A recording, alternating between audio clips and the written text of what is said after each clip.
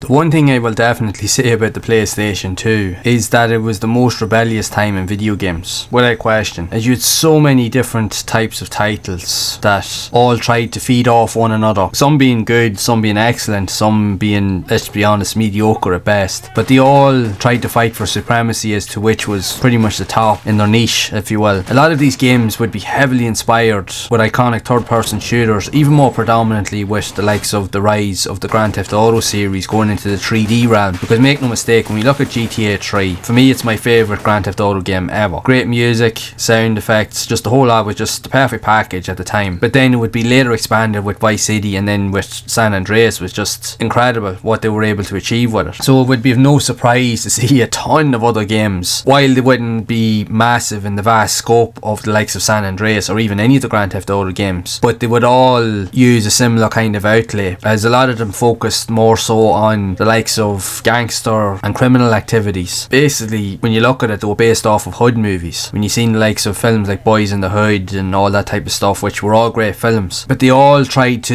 leave their mark. And like you said, some were good, some were excellent, and some were just didn't hit the mark, but they had some interesting ideas. That's the one thing I will say. But just there was too many games of a similar type. It's like diving into a sea with a similar kind of outlay. Like when you're trying to scream from the rooftops when everybody's trying to do the same thing, the chances of you standing out are very, very slim, unless you're able to do something that's totally different from what everyone else is doing. It's kind of like YouTube, to be honest. I struggle with that every day building these channels. Unless you're doing something unique and interesting, nobody cares. And the same can be said for games, especially during the PlayStation 2 era, because as we all know, it's the greatest selling console currently to date of all time, and it has quite simply one of the largest catalogues in video game history. So when we see games like 25 to Life, which we'll be covering here in this video, which is a third-person shooter game, that would also be released on the Xbox and Windows PC around 2006 and in 2007, would take a lot of inspiration from other popular games of the time, ideally with GTA, even with the likes of 50 Cent, Bulletproof. As around that time, say in the mid-2000s, rap music was huge. Like, I even remember I was at college at the time, and rap music was the thing to listen to. Even when you were in the nightclubs, didn't matter. If there wasn't a rap tune playing, there was something wrong. It was just reflective of its time, and it was just the big thing. So make no mistake, when you seen all of the likes of the games, you had all of these games based off of gangster type of lifestyle events. You had racing games that were focused and influenced on that type of era or genre, but even also on the likes of the Fast and the Furious movies. So they tried to combine elements of everything together. It was a very cool time because you got a lot of interesting games, let's just put it that way. So where does this game stand out among the massive sea of games like it that are out there? Well, first off, it didn't get great reviews, and mainly because of a variety of different reasons. The game felt unpolished to a degree. The graphics weren't considered to be all that great. I think the idea behind the game and what it was compared to just didn't stand out. It felt quite buggy, plus the controls, I will admit, even from spending time playing it, because I did play this years ago because one of my brothers bought it, and I liked it, but the controls are very, very finicky and just tricky to get used to, because you could be shooting at people for ages trying to aim the crosshairs at something, and you can miss with every single bullet before you finally hit your target, and you could, more often than not, you could end up being dead before you even know what's going on. So I imagine that that's what contributed to the reviews, because even I've seen it for myself. But again, that's not to say that it's a bad thing, because I like to give games the benefit of the doubt, because I have played it. I said my brother did own it, so it can't all be that bad, but it is what you make of it at the end of the day, right? It's not the best of these type of gangster games that were out on the PlayStation 2, but it did appeal to quite a few. The fact is that the game had a unique plot to it that sees you play as a career criminal trying to get out of his environment, or the game if you will, where he wants to settle down with his family, but the cartel or the crowd he's working with won't let him leave, so they frame him, which leads then to a whole different series of events. But not only do you play as the gangster himself, you also play as a cop that's trying to unravel all of the conspiracy behind what's going on. So between that and then the criminal trying to fight for his life, trying to save his own skin while trying to keep his family safe, isn't an easy task in itself. That's where we'll see you through many of the game's different scenes and environments. So it does have some interesting aspects to the game in that regard. Just the gameplay, because of the lackluster controls and just the fiddliness of it, it just doesn't match up to the unique story that is available. But I think what would have appealed to people more so was the fact that this was one of the few games that focused even more so with online gameplay elements. So you could play like deathmatch or multiplayer modes and so forth. So if you did have access to a half decent internet connection back in the day, you could have been able to play a few games with this. But not all of us had that luxury or privilege, because most of us back then didn't even have the internet, and even if we did, it wouldn't have been that great, depending on where you were. So you'd be just left alone to play the single player experience. But if we look at the reviews, yeah, to be fair, they have the point with regards to some elements even that I've described. I don't think it's the worst game that I've ever played. If anything, there's a lot of cool elements that I do actually like. There is a good story to it, there is fairly decent voice acting, and the plot generally works well. It's just the gameplay itself is what makes it tricky to really stick with long term, to see it through. A lot of people probably would not have had the patience to walk through that back in the day.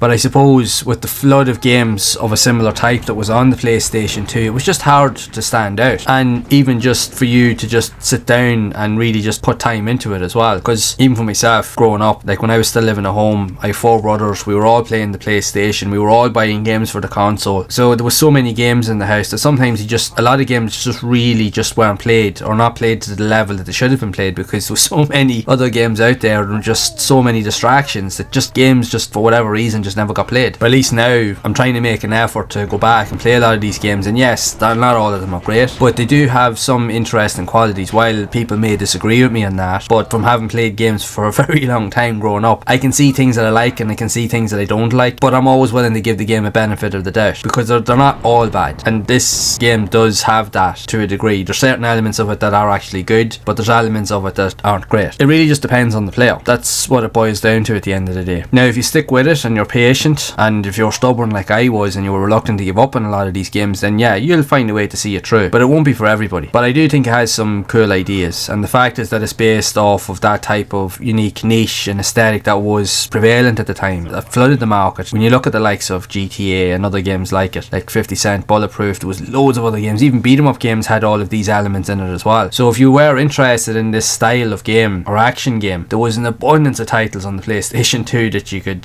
have a go at, in fairness, and this is just about one of them. Right, not the best game on the system by any means, but it does have some interesting qualities that you might like. But if you are a fan of that time in games, and even those type of ideas, and even with films and TV shows and even games just like this, there's no harm in giving it a try. You never know, you might enjoy it. If you can deal with the fiddly controls and clunky gameplay, you might get something out of it, but I'll leave that up to you. But regardless of what I think of the game, it will be interesting to hear your thoughts of 25 to Life, and what did you think of it overall? Did you own this game back in the day? Did you like it, or maybe not so much? Or what other games from this type of genre did you like that were released on the console also? So be sure to share it down in the comments below. But if you are interested in seeing more of these quirky style games of a similar caliber that were also released on the PlayStation 2, then I have more videos here that you can check out in this playlist.